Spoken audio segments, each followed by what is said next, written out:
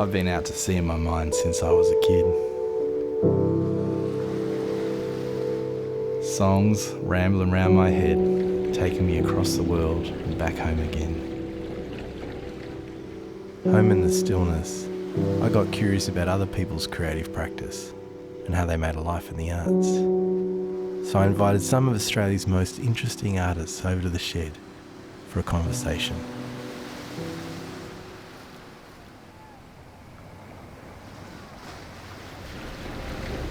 All right, here we go. Things have changed a little bit, which has been a good thing. The big power boats, but old Pablo, he's used to coming off the beach. He's an organic kind of character. Today we're headed off to catch up with Clare Bowditch, a beautiful musician and writer. She's made such a deep and lasting contribution to our cultural landscape. I'm looking forward to seeing where this conversation takes us.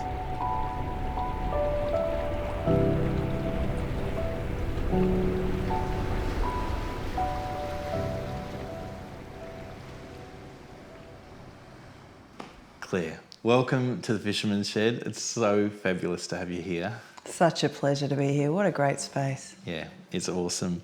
I just wanted to start by asking, what was your first memory of songwriting? I wonder sometimes if this is a false memory or not, but it's really early. Yep. And I'll tell you the story if you promise not to imagine I'm a child prodigy, because I really wasn't. Yeah. But I was about 2 or 3, yeah. 3 maybe. I was learning to talk. Yeah. And we often made tapes. I was I'm one of 5, youngest, and we often made tapes for our Holland relatives, for our Dutch relatives, and also for my sister Rowie, who was in hospital. So we'd make her these tapes that she could play and keep company. So I've got a recorded version of me writing my first song around that age, and you can hear I can hardly talk, and it was called Vacuum Cleaner. Right. And it was just doing what we all do naturally as children, riffing on a word. Yeah. So, vacuum cleaner, then the key part, hot water bottle.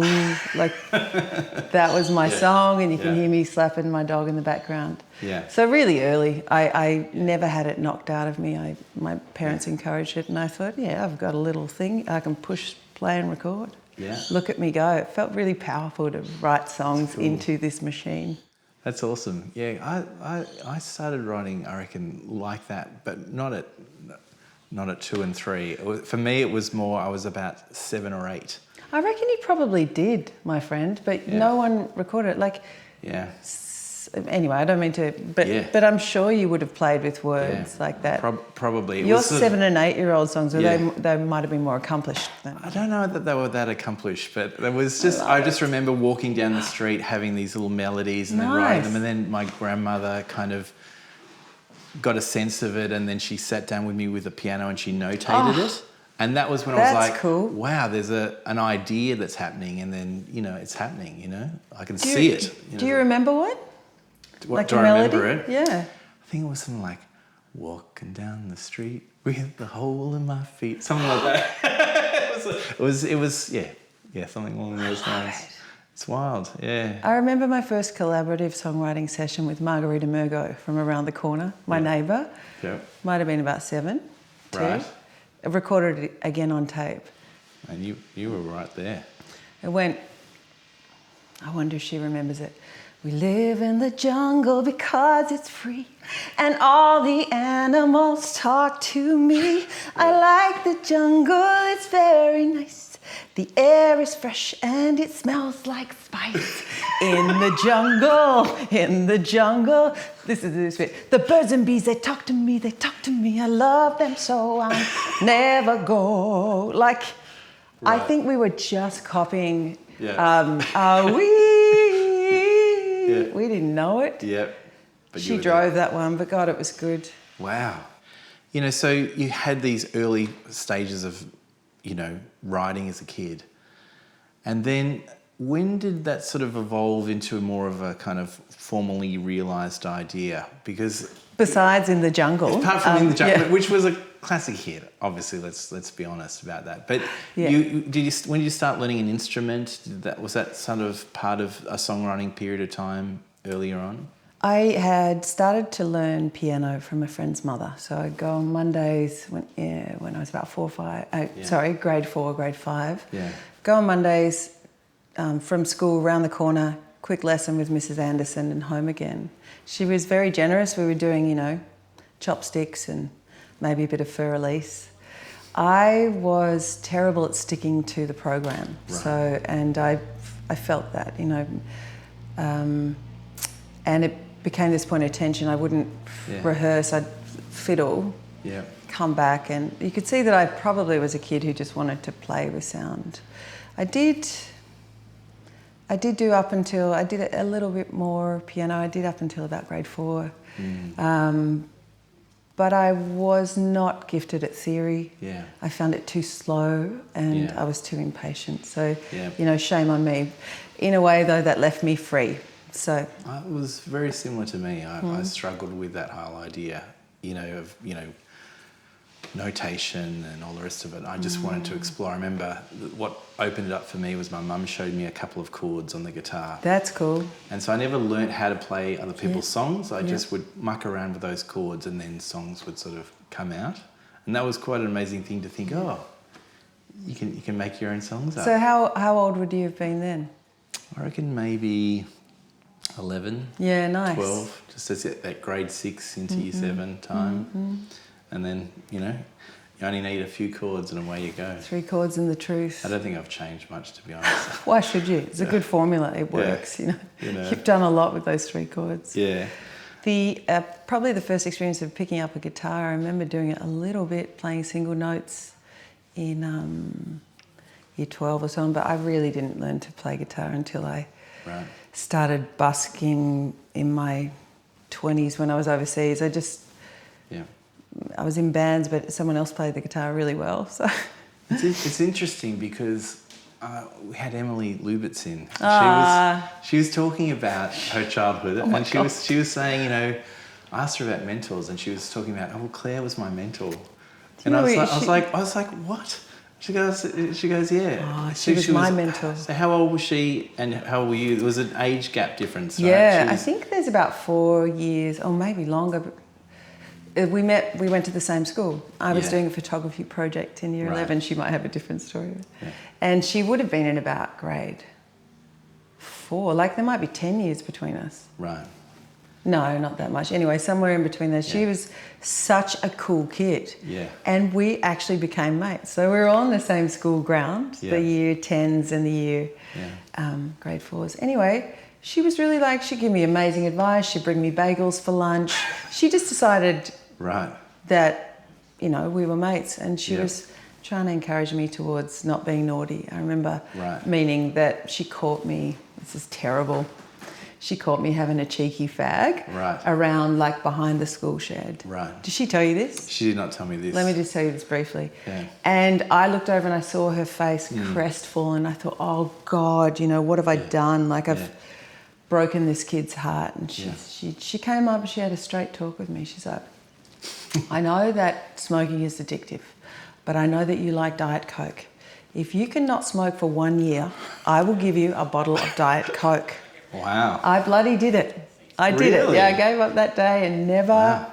No, I did. But so I became her family friend and her babysitter, and then I became really good mates with her parents. And they're my second family, really. I'm so lucky to have had them in my life. But I remember hearing Emmy singing. She always had a beautiful voice. Right. And I think we wrote her first song together. Yeah, she said that you really opened up songwriting as a concept to her as a young kid. Amazing. Which is amazing. Did you have any sort of mentors like that for yourself?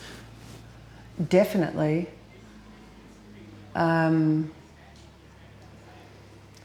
My oldest sister had a friend called Fiona Duncan, who had a guitar, and she would play in my mind she was Belinda Carlisle from the Go-Go's. She was so cool.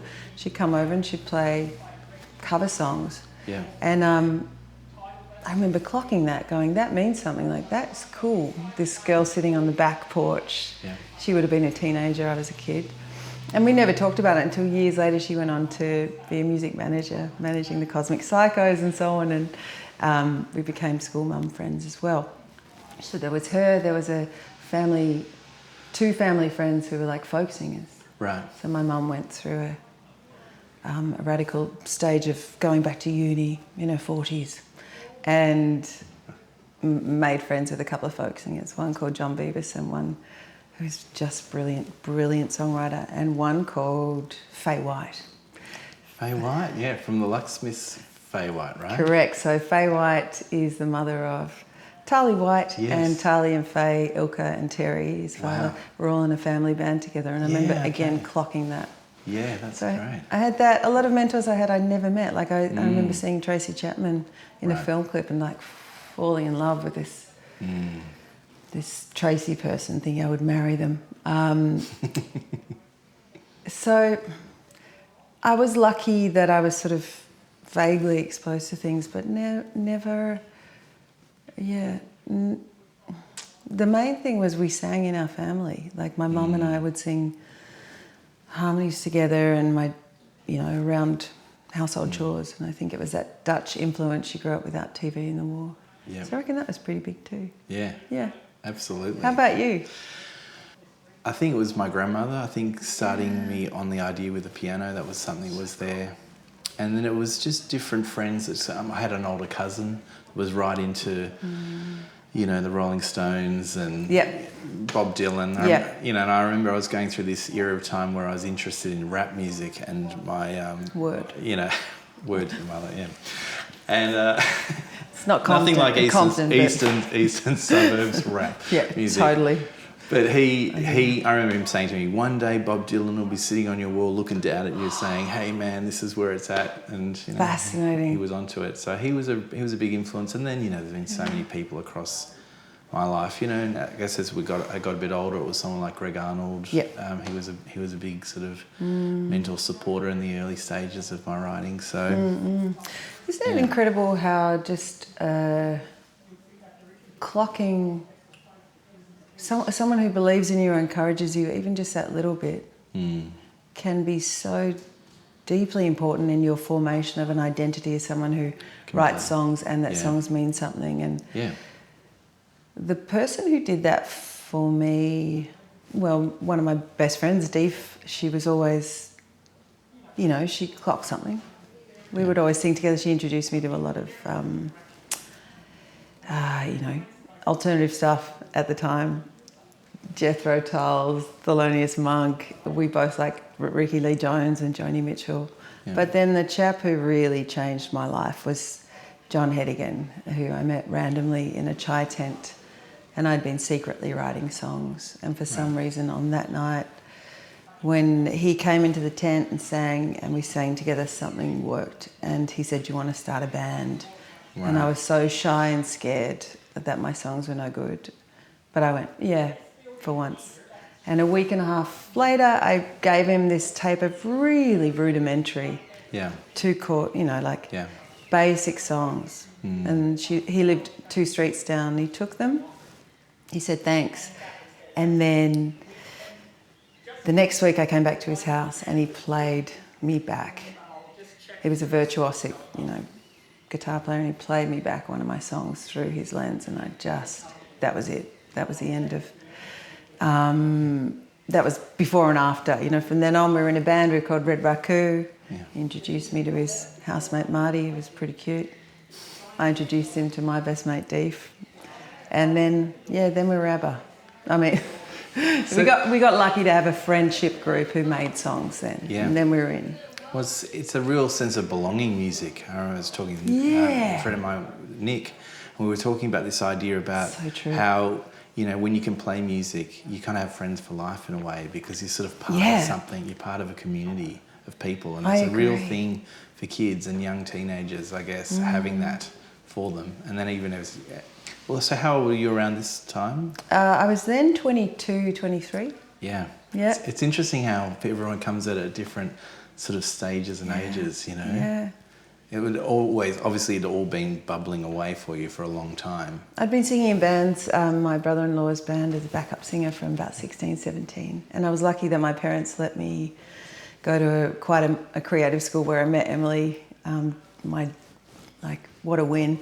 Met her at Press Hill. Before that, I'd been to a school where creativity wasn't really fostered. Right.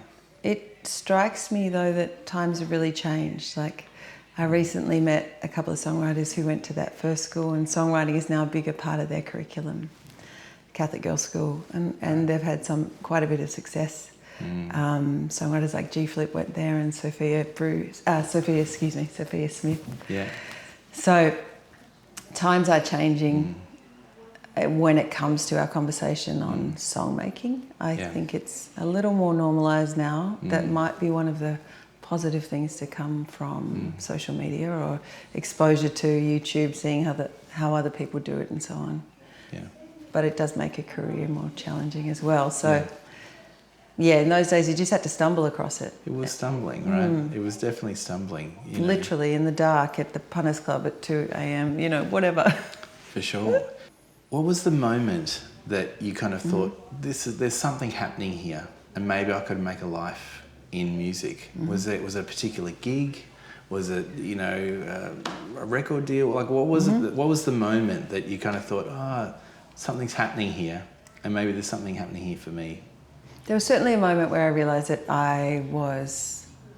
that something had changed, and that was when I started playing with John and Marty, and we started playing gigs. And so I knew then that music was a part of my life, properly, more formally. But I was terrified of making that thing that I loved, that meant so much to me, that it helped me deal with complexity and brought me this deep, rich friendships.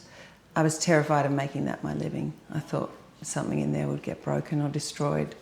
So it really took me, I knew from 16 I wanted to do it. My best mate says I stood up on a chair, not on a chair, sorry. Stood up on her bed and told her. But I lost that confidence. And the point where I realised I was going to give it a red hot crack was, John and Marty and the other members of Red Raku all lived in a band house together on Ray Street. They would organise these sort of meetings or, people to come to the gig to see us, people from record companies. I couldn't even have those conversations. I was so shy and scared of it being destroyed. But time rolled on. And what really happened was I graduated from my Bachelor of Creative Arts at VCA. I thought I was going to be a writer, and I realised music was probably going to be a simpler place to start. Right. So why not start there? Really what happened was then Marty and I became a family, and we went, you get really brave when you're going to be a parent. And I thought, you know what, this is worth at least trying. For a couple of years, let's see if we can do it. I didn't want to go back to work at the call centre to make a living while I was working out how to be a writer, etc. So I think I got really brave at that point in a career sense. Before that, I was just too scared to put my face on posters. I was really struggling with the idea of how the hell you make a living out of this and how you don't, what that looks like. Like the model for women, particularly at that time, I knew I couldn't do it. I couldn't, I wouldn't be able to behave the way that I knew you were asked to behave if you signed a record contract. You were then owned in some way. I just knew that I'd be shit at that. I didn't like fame. I resented the idea that you had to be known and you'd lose your privacy and your ability to observe and write to make your living. So, we had to find our own way. How old were you around that? So that was 20, I was 26 really when I made the call, and we had our baby, Asha. And how long after that was Capital you signed to first, right? Well, Is that Yeah. So quite a while after that, actually, it was EMI Capital. I was really lucky. Marty Brown, my partner, was also a sound engineer and had invested all of his pocket money in sound equipment. And he was really one of the few people who was able to record in that time. Digital technology was just coming into fashion. He recorded reel-to-reel in our bedroom, etc. So thank goodness. So we were able to record independently, and we were able to look at the example, this new burgeoning example of someone like Andy DeFranco, or someone like John Butler, or someone like the Waifs, who were starting to model an independent way of doing things. That became possible. We released our first album, Autumn Bone, with the help of a grant, which we got from Creative Vic. It was called Vic, which was a beautiful record. Yeah. Thanks, babe. Yeah. We did that, and we did it slowly. We did it from the crappy share house. We did Nice, the New Enterprise Incentive Scheme. So we just lived really frugally for a year or two, getting ready, released it, Triple J picked it up, and that started rolling. But we didn't sign. I actually wasn't. Again, I was too scared to sign any kind of record contract or so on. So that album wasn't signed. That wasn't a pre-signed. That was independent. An independent thing. It was through Marty, through Story Baker, and our mate Danny, who went on to manage us. So Marty headed that part, and this guy called Danny started being a manager, and that ended up being Danny Rogers, who was such a big part of pushing he had a vision for me that was braver than my own. And that's when we came to signing an album. On the back of that first album, I toured a lot. And I was really starting to think, how the hell do you make a living out of this? I was a support act for lots of really famous blokes who were all pretty kind to me, but the pay was shit and we were losing money, and I didn't want to be away from my baby for more than a night. So we're working it all out. We had Greg Walker from Machine Translations in our band, who was really helping to foster and mentor me again, just show me how it's done. But I couldn't work it out. And then one night I was playing a gig. Things hadn't gone right. The support act, I was playing a support act, and I'd really, lost money on that. And I overheard someone behind me talking about how much the main actor got paid. And it never occurred to me that people could be paid that much for music. I went, oh, that's interesting. How does that work? So that made me curious, and that is when I started saying to Danny, maybe we'll consider it. I got to be clear. It wasn't like everyone was knocking the doors down to sign me. It was just a couple of leads. I was playing one night, then a little gig in Sydney, and a guy called John O'Donnell was in the audience. And he happened to head up Capital. He worked at EMI, and he approached Danny and said, "We'd like to sign her." And Danny said, "It's not going to be easy. She'll have some requirements." And the requirement was, I wanted to own our recordings. I wanted to effectively lease them. I wanted to be independent. I had a list.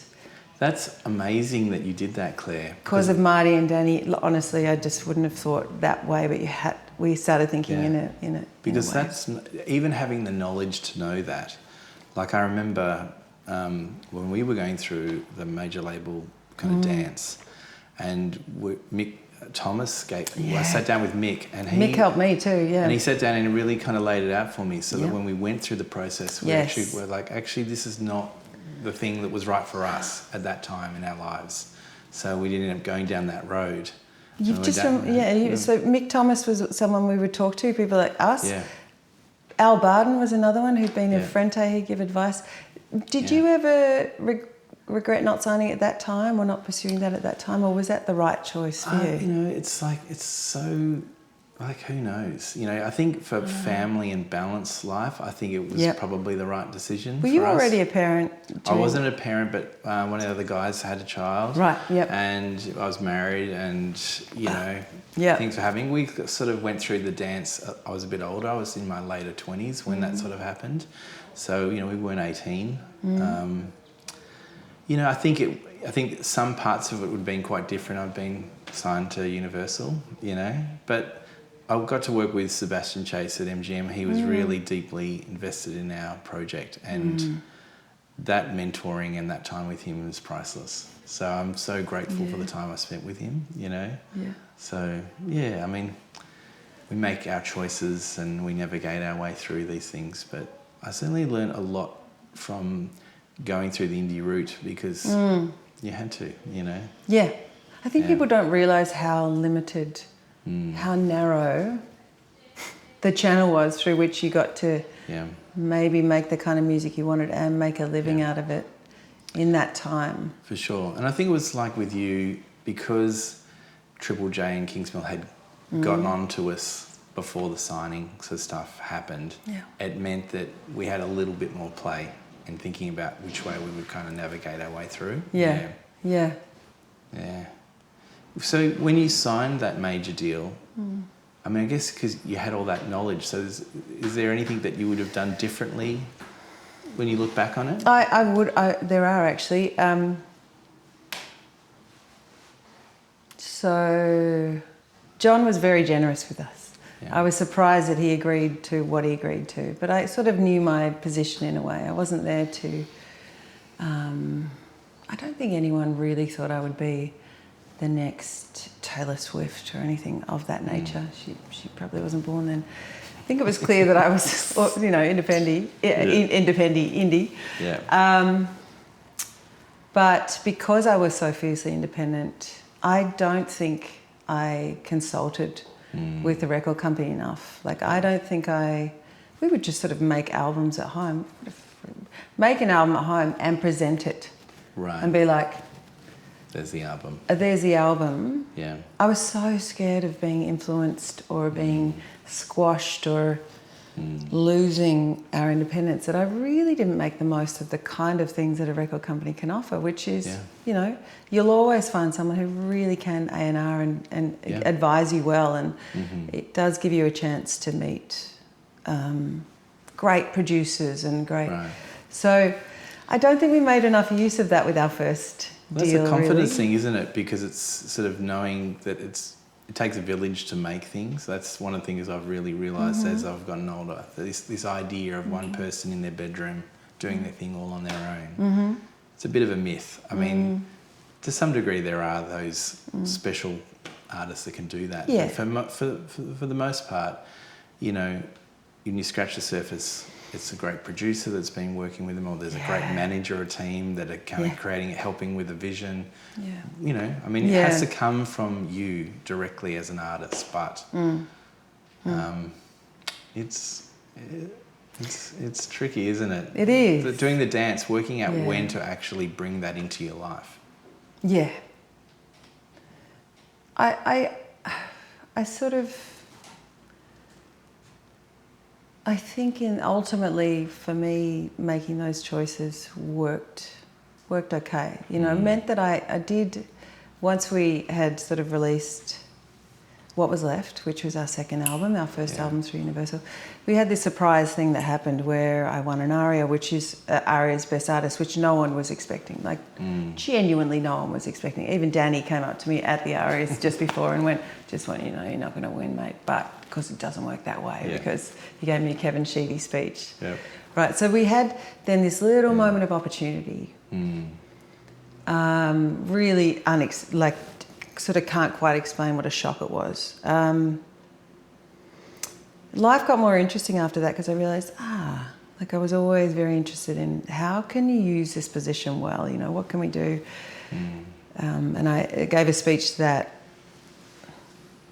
night around, the funding had just been pulled that we'd had. I gave a speech about funding. The next day the Premier called, Michael Gudinski and myself went and chatted.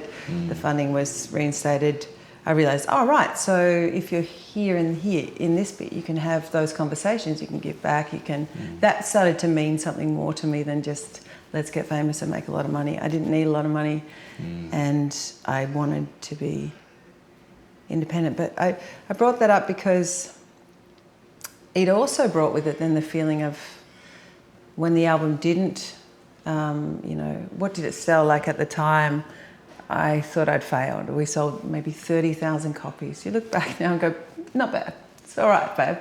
But that meant it wasn't a top 5. Right. It wasn't a top 10. Yeah. And I remember them being in that loop of realising, oh, shoot. So now I'm disappointing people. Not that, anyone from the record company or otherwise was like, you've disappointed us, Claire. Yeah. I remember feeling, so how do I move from this little Triple J where I'm quite happy? How do you grow without selling out? Selling out meaning writing songs that aren't true to you, that don't mean anything, talking about easy subjects or making up, how do you do that without pandering? So we never had commercial success. And I realised at that point, right, so we're not going to probably, and I can't tour the way other people tour, because if I do that, like we did tour for 10 years. And the last really big tour I did was as Leonard Cohen's support act. That was great, like as a supporting act. And the one before that was as Gautier's supporting act in 2009-8. And it was just before things really went global for a whole lot of Australian artists, because new pathways opened up. And that's the point that Marty and I stepped back, lived a settled life, put the kids at school. So I guess what I'm saying is I still... my kids are well and healthy and, about to finish high school, my marriage, my home, I was able to care for my parents. All of these things that I was able to be a songwriter and make my living and do that. But there was and remains this feeling of, did I fail? Did I have a really good opportunity and fuck it up? Because I look around at some of my peers and my friends at that time and where they've gone, and have to be really careful to go, don't compare. Well, what is success anyway? Because this is the big thing. Like, what do you think success is as a young person when you first start coming into it? And then in the arc of time, what do you think success is different? Like, what did you think success was at that time, and what do you think of it as now? I actually had it right about success at the beginning, and I have that now. Again, I think. And then in between, with all the various pressures and so on, you can forget this. Here it was. We would Marty was the same, steady Eddie Marty. Marty Brown we're talking about, so just, in case people don't know. So he was in a band called Art of Fighting, and he taught me a lot of what I know and became my husband. My drummer. Here's what I knew. All I wanted was to make enough money to be able to make the next album and make the next album. So I really didn't have, at the beginning, any notion of a chart position or X amount of people. Like, the thought was, can I sing true things that mean something to me, have a small audience, and make enough of a living to do that again? Yeah. That was it. Like, it was that simple. Can I do that? And then there's the thought of, like, can I do that and support my kids? Can I, so there was nothing too fancy. Well, to me, that's what success is. Success is the ability to continue to make work across your life and career. Yeah. And to be able to connect and play and do those different things. Yeah. And that's something that comes clearer as you get older. You feel the same way? Absolutely. If you can actually continue to keep making work, that's where success is for me anyway. I agree. I've got a friend who, he makes records and they're big in Japan, and cool. he doesn't really have any fan base anywhere else, but it just enables him to keep making work. Yeah, love it. So the rigors of touring and supporting a music career didn't allow at a certain point. I knew that if I was going to go down the, follow some of the opportunities we'd had during that little sojourn in Europe, I was going to be separated from my children a lot. No interest in that. And one of my children started asking for a guinea pig and asking, could we open a cake shop? And I went, right, so it's time to settle. So we settled in the burbs, and I did have to diversify and was happy to try different things, go back to writing or try some broadcasting, do a little bit of acting. Like, as long as they were related to creativity, fine, good. But with the songwriting bit, my idea of success during that was, I just need to keep writing songs. Now, I haven't released any for ages. I've still got one album of a contract with Island Records. God bless them. They have allowed me to, you know, they haven't cut me off or asked for the advance back or whatever. They've been very patient with me, and now's the time in my life where I get to do that again. But the thing was, with music, I just had to keep writing songs. So I don't know if you've had this, but I've got hundreds of those little water bottle vacuum cleaner, you know, walking down the street with a hole in your shoe, little songs that I've written for myself to keep myself sane over the years that no one will hear. And that to me then was success too. Do I still have a relationship with that part of me and whatever that is that calls songs out and in? Yes. I always thought you were amazing at connection to your audience, even from the very, very beginning. You know, when I jumped in, you know, you had your mailing lists. You know, you seem to be sort of ahead of that for a lot of people and connecting to people sort of on a deeper level, and sort of people kind of followed you and really kind of got behind you, and then you kind of transitioned that into social media and different things. You always were really great at building connections and community with the people that you had around you. Thanks, to mate. build bigger ideas and things like that. Was that very intentional for you at that time, or was it just an extension of who you are as a person, or what was it? I think I was always really clear on, just because I have the mic and I'm on stage, I am no more talented or wise, or like I always knew my audience was full of really interesting people who I liked. Yeah. So there are a lot of friendships, you know, that would happen, and I was such a fan of so many other people, so many other musicians, and that's another part of it. You know, I would sort of, I was sitting in the back at gigs or working at Bennett's Lane, not telling anyone I was a songwriter for years. And I think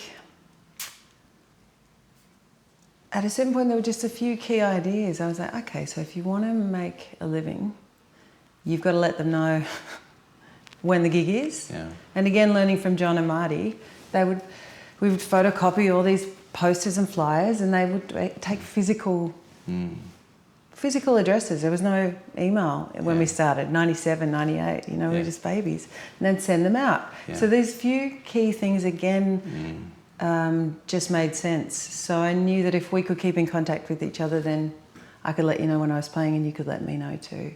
The hardest thing was to say on stage, hey, I've got a mailing list at the end of the room, put your address on it. Sorry, I was so awkward about it. Yeah.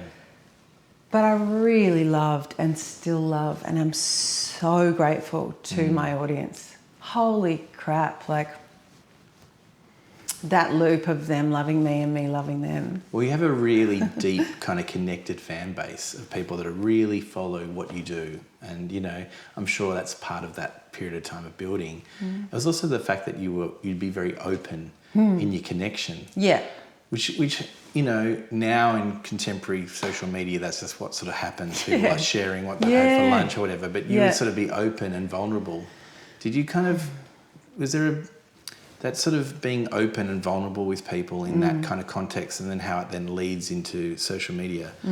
How did you sort of separate that from the creative process for yourself? Did you have to take time out to be still away from it? Like now we're sort of drowned in it. Yeah.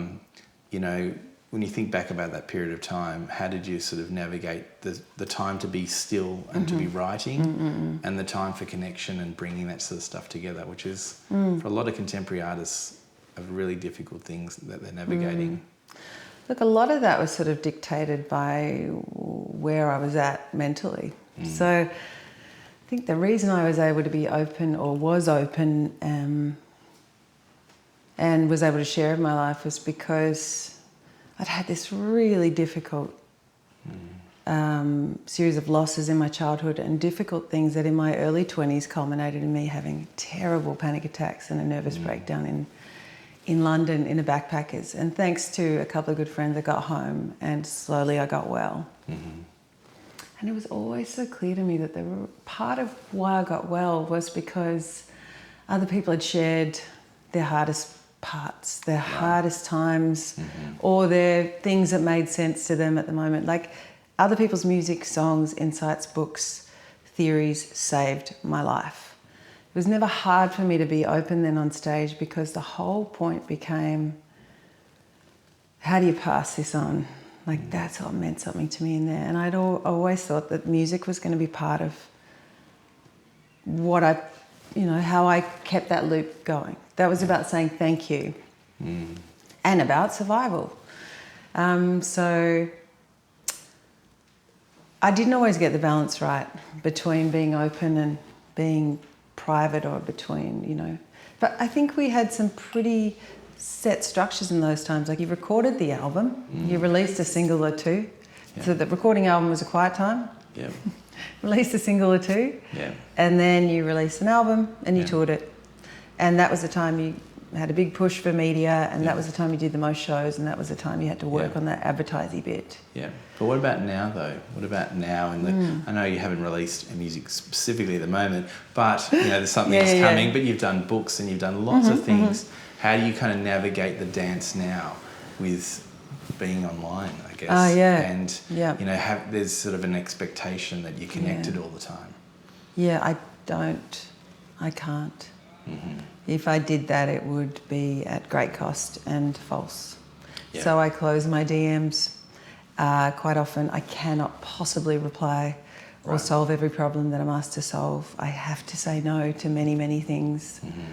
I got really sort of clear about it. There's no way I can be everything to everyone, nor would we want to. So I'm pretty boring about it. I'm like... So you go quiet, you intentionally go quiet for periods of time. I reckon I posted about 3 things over summer. Right. Summer was really a hard one for many people. To be online was so terrifically difficult. Such a politically devastating time. You can do no right, you can do no wrong. You can do all wrong. There was just no way to have a conversation that meant anything. So I don't go to social media for that. Yeah. I go to social media to say, I ate this freaking awesome jam down in Point Lonsdale that I've got to tell you about. Yeah. I go on social media if I'm part of a show and I need to let people know about it. Yeah. If I want to share a little something from my own life. And sometimes if I'm, grieving my mum and I want to say, oh God, I want you to know who she was.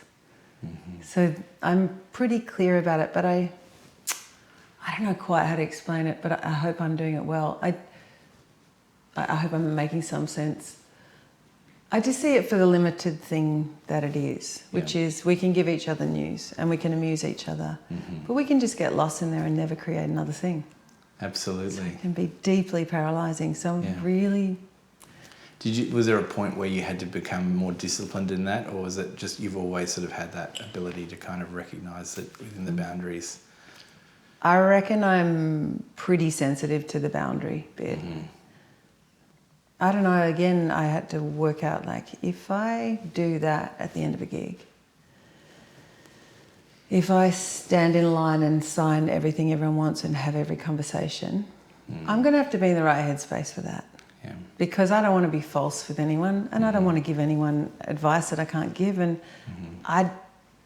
so I knew early on that I had to I'll give everything I had on stage, I'll give everything in the book. You've got me.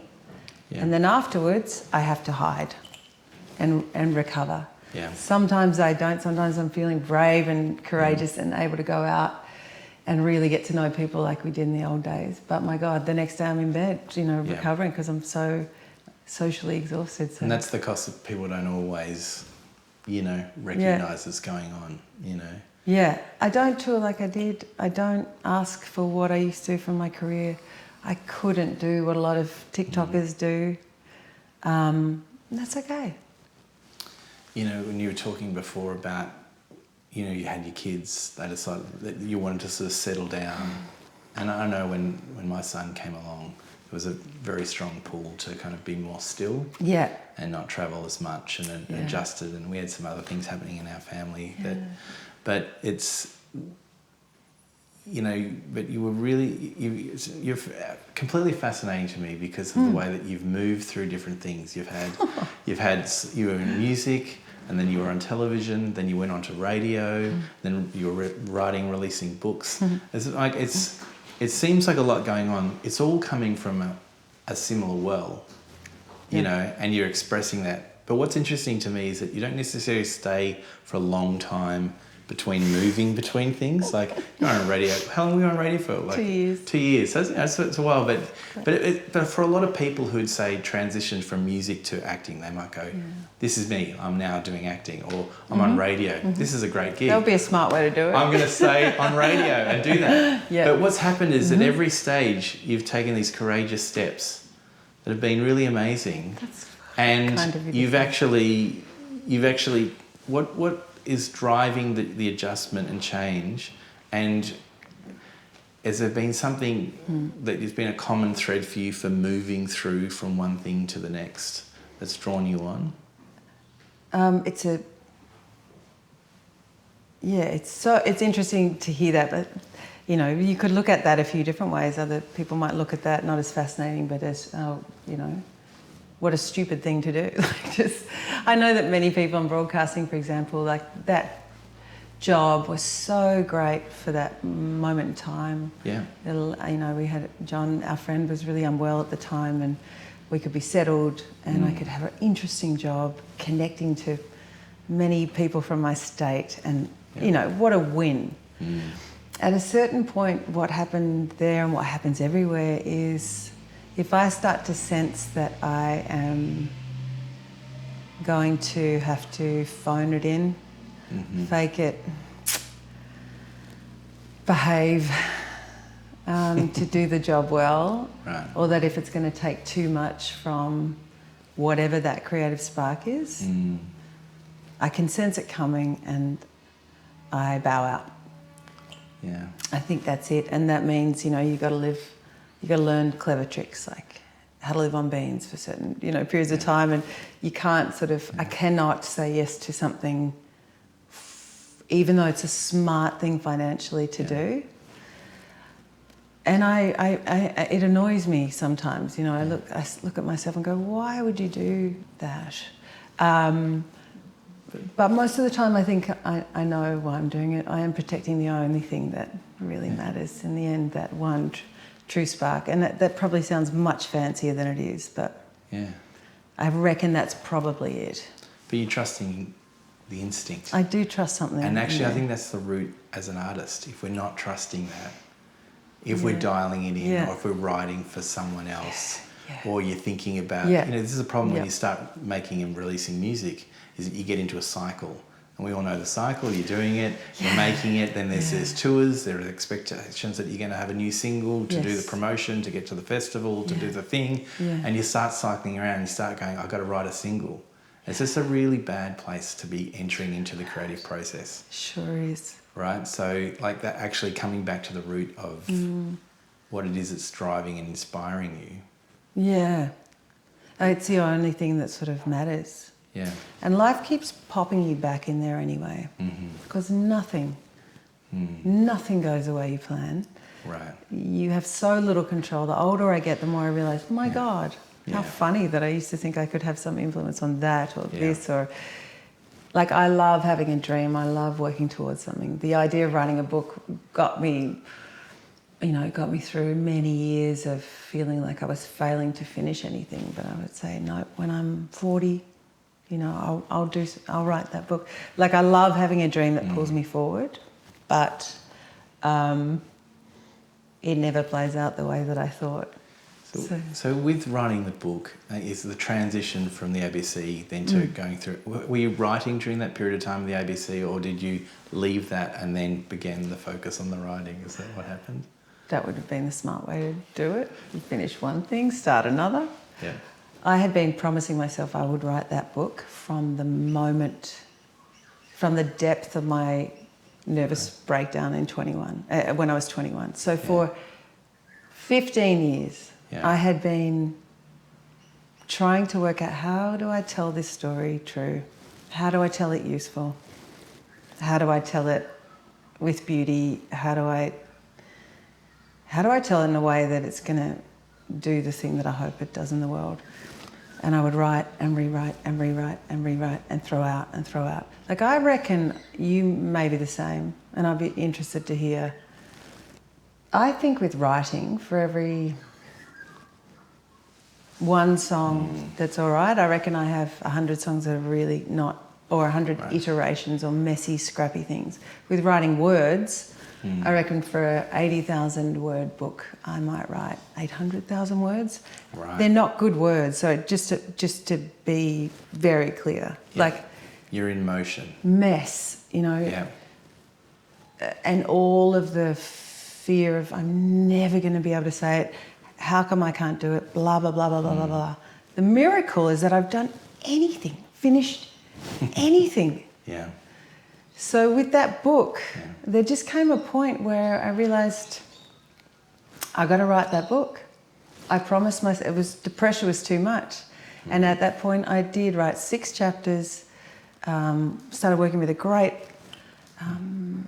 again, called in good people, like a great agent called Pippa, who introduced me to some wonderful publishers and showed me how this worked a little, and was lucky to be able to work with a publisher called Kelly, who again had to be really patient with me. 6 nice chapters, then I had in my first draft. This is like hundreds of words of crap, you know, like it's a beast like this. Then you trust.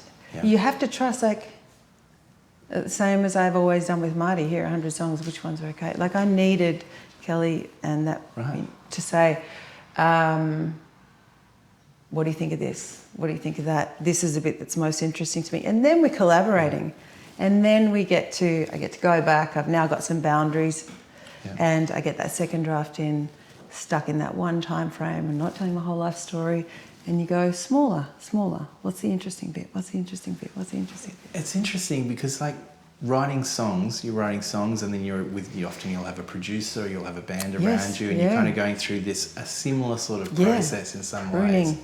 Pruning and working out and refining and clarifying, and generally an album will often have a conceptual idea, or it's going through a particular period of time in your life, so there's generally a focus or something. And then that you're emerges. touring it. Which ones are the audience responding to? Why? How? So with book writing, how different was moving from songwriting, from the 3-minute song, to sitting down and writing a book?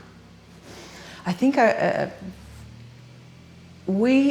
I don't know if this, like the audience, that relationship between audience and my audience and myself, so important. It was one of the really weird things about radio. You're talking to all these people, but my darling producer Jo, she only has 2 hands. She's got a panel, or actually I was paneling too, but she's got to answer the calls and bring in the next guest. And so you're often talking to this glass screen. And you have to start imagining your audience really clearly. And I found that actually really lonely and quite isolating. And that's why I love to talk back. But that started to prepare me for what happens in that writing room. It's you against yourself and your imaginary friends. There is a reason you start talking to cats or plants or walls, you know, because it's solitary. Were you thinking about your audience when you were writing? At certain points I was thinking... It's funny, it wasn't like a conscious, you know, who is my audience? It was like I carry the sense of us in my heart. It sounds really pat, but I do. We've absorbed each other's sort of stories over the years, and also that idea of which writers you responded to, or why, or how, or love, or... So that's all in there in that room with you. No one else can see it. And what you're trying to do is create evidence that it exists. And so I would think quite often, if I don't create evidence that this exists by writing it, no one's ever going to know. So that's when I would think of my audience. I would have to make little deals with myself.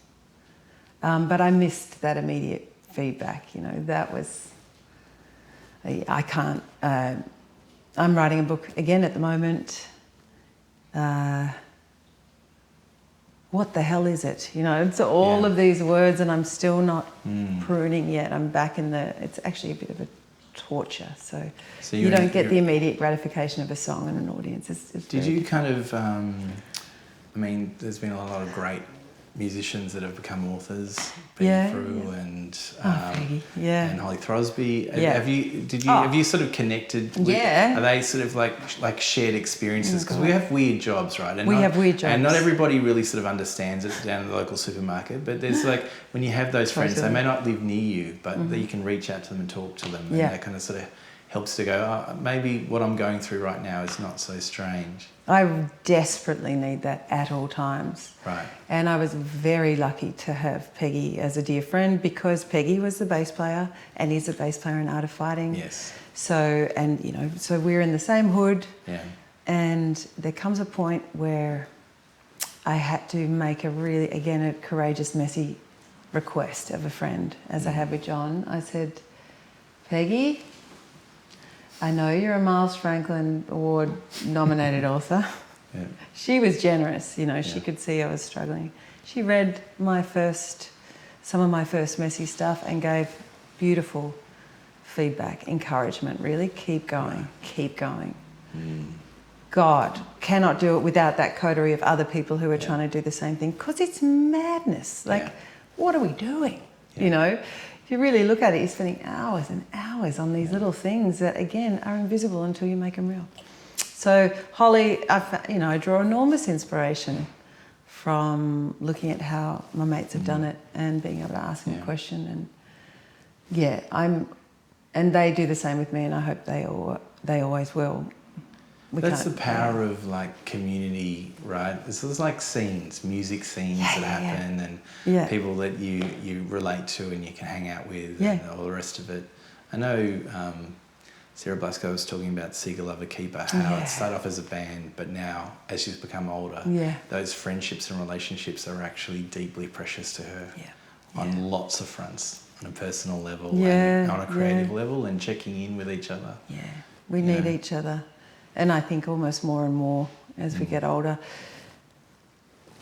people get in their head about not telling the truth about their struggles because they're embarrassed, or because they don't want other people to know how hard it is, or how hard they're doing it, or how bad they're failing in their head, and so on. Yeah. And I forget this all the time, but something that Peggy reminded me of then, and another friend's reminding me of now with my book, this is the process. Like, to keep choosing and re-choosing. Yeah. That means it's not finished yet. You can't fail if you haven't finished, you know. So if you keep using whatever that feeling is and making it another element in the next iteration, you're on your path to somewhere. But it's when we sit at home thinking we are uniquely fucked up that we, you know, people do this even with their everyday creativity. I see this all the time. They might come up to someone like us and tell us about how they can't sing, or they aren't creative, or now. One of the best things about being who we are is we can say, "Why do you think that?" And then they tell you, like, "I think that too. I think that all the time." You know, we all think that. Yeah. And then they can go, "Oh, maybe I could," you know. Yeah. Enjoy and play. Maybe I have permission to. Right, it's the permission, isn't it? And also being comfortable in uncomfortable places. Like I often when I'm in a record, generally something will be happening, and then all of a sudden I just think it's the worst thing I've ever made in my life. Yeah. You know, and I'm going, I'm lost. I don't know what I'm doing, which is what it sounds like when you're talking about this book at the moment. And you think, oh God, and you go, I know this. I've been here before. Yeah. And it's okay to have this feeling. Yeah. And that actually, if I can just dig in a bit more and just keep exploring and be playful, I'll find my way through it. Yeah. I always sort of have this sort of thought that I'm out at sea, which is, I guess... I've always thought of you as a bit of a captainy, sailory type. I have in my heart. But I had this idea that, I always sort of feel like I'm out at sea when I'm working on a new record, and I have no sense of where land is. I'm just kind of swimming in it. And it's just reaching out, trying to find that little rock, a little pebble to put my foot on, and slowly over time, sometimes that might happen quickly, sometimes that might take a long time to arrive at, and then just slowly building up something to stand on, which then becomes the work. And you go, how did this happen? How did I find this? How do you know? Like, so, you know that feeling that you get when you're like, I'm onto something. Yeah. Like, what's it feel like to you? How do you... I reckon it's the same thing that you were talking about before. I think it's the intuition that kind of actually, if you kind of you sense it, that there's a truth in it, and that and sometimes I don't always recognise it in the moment, and I've learned to not just to kind of throw things away, but just to kind of you know, one of the things Nick and I have done a lot, which we're recording lots of ideas, and then you know I'll think. Honestly, there are so many times in a session where I think, oh, I've had nothing. Nothing's come out of this. And then, you know, Nick will send me bounces from the day or whatever, and I'll go for a walk, and I'll go, hang on a second. That's pretty cool. There's something there that I could build from, and then, you know, it's like you don't always recognise it in the moment. Sometimes you do, sometimes you don't, but actually having enough space to actually go, you know, I'm sure that's when you're writing a book as well. Well, maybe people don't know how absolutely awful these things feel sometimes when they're in the iteration stage. Maybe that's one of the great things about this conversation that you're having with all of us and sharing out there is that it's really important for people to be reminded that critical voice is part of our survival mechanism. It's a normal part of creativity. We're creating something new. And don't let that be the thing that stops you. That's what my mates, that's what their work in the world reminds me of. And sometimes when I'm having a really tough time finishing something, I think of that and I go, if I finish this, then I am putting one more little link in the chain of this theory that maybe we're part of something. Yes. Yep. And that's enough. And for you, when do you feel like you know that you're onto something? What is that? I often don't, and then I get this feeling like it means something. It's like how do I explain it? I don't actually know quite how to explain it, but if I know that if I spend enough time in there, I just get these little clues. They're too subtle or too amorphous to peg anything on, and I'll forget them again the next day. But if I've iterated the idea in some way, recorded that one line, written it down, then I'm in with a chance. And if I don't, no one has any idea what's inside me and inside, you know, everyone else. And that's sometimes the power of a producer, I guess, or a book agent, or, you know, whatever the terminology is for the producer in book land is. They don't get enough credit, those collaborators in there. Yeah, because... I mean, people don't understand what a big role a community play in one person having a career. That's right. They see the face on the CD or on the book or whatever it is, but they don't realise actually the team that it took to make that actually a reality and to bring it into the full weight that it is. Even just the trusting thing. Spot on. Because it's the trusting thing where you've done something and then someone that you trust goes, that was a cool idea there. Yeah. I really like, and you go, oh, was it? And then, interesting. And then you go, okay, maybe we should explore that. Yeah. And that's why it's really important to have the right people in that part of that feedback loop. Yeah. There was a time when I was writing my book and I was really, I was like, what do I think I am doing? You know, the usual round of criticisms. Everyone's done this before. This is crap. There's nothing unique. Who do you think you are? Go and get a real job. All the usual. And I remember calling up Peggy and just saying, can I tell the truth? She's like, yeah. I'm like, I don't know why. I don't know, like, I don't think this means anything. And she's, you know, again, generous with me and just told me a little story about something that she occasionally does when she's writing, which is when that weight of that inner critic becomes really loud and we can't tell it to just F off in that moment. Or she did this one thing. She went and vacuumed and she just had her computer there. And it was almost like she had to creep up on the words and just write a little line so the words didn't know, you know, that she was... And she'd just go off, do another word of vacuuming, round of vacuuming, something would come to mind, she'd just tap it down. And I thought, you know, slow and steady. We all have our own process. Yeah. If we just do these incremental bits and pieces, we might end up with something. Yeah. Now, you know, I'm never going to compare myself as a writer to someone like Peggy in that way. Mm-hmm. That would be a disaster. You know, you can't do that to your head, but what I can do is learn from my friend about her process. Right. That's really helpful. And to know that someone that you really admire and respect also struggles with different things. That's right. And that's how they work their way through them. Yeah. You know, that's awesome. If you were to give advice to your younger self or to an emerging artist... Don't do it! No, I'm joking. What would that advice... I'm joking. What would that advice be? I've got a mate who does that each time he sees a wedding party doing their photos, rolls down the window, goes, "Don't do it!" Doppler effect. Terrible. But against, you know, absurdity, I might say to my... What the hell would I say to my younger self? At the beginning? Middle? I think all the way through, I'd probably remind myself to be... I keep reminding myself of the thing that stumps me all the time was this: does this mean anything? I'd remind myself of levity. You know, that playfulness where you go, I don't know, who cares? Keep going. Yeah. I wouldn't take it so seriously. And I would try not to criticise myself so deeply. But I don't know that I could.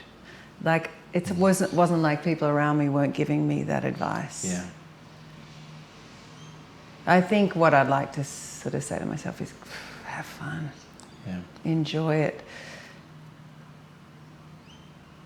And this one specific thing, I really wish that every single day of my life I had written one sentence at the end of that day, because I find there have been so many extraordinary experiences through this career of creativity, the people I've met, that I've forgotten, that I get reminded of. You know, when I see your face, all of these memories come back of years ago, early days in my career. I wish I'd written down one little sentence each day and just marked it all. That's all. Beautiful, Claire. Thank you so much for coming in and spending some time with us. Such a pleasure. Thank you for having this conversation. No worries. Awesome. Love you, man. Thanks, buddy. Oh.